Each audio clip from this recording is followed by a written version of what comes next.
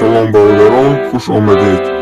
Имрӯз рубл баромад ва аз сар мекунем ки $100 дар бонки миллӣ 1018 сомон, дар Сбербанк 1020 сомон ва дар бонки Алифам 1020 сомон. Ва навбати евро омад ки дар бонки миллӣ евро 1080 сомон шуда истодааст.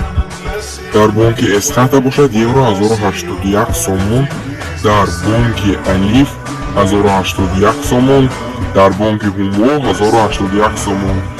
ва мо ба рубл наздик мешавем ки имрӯз 1 соат пеш боло рафт.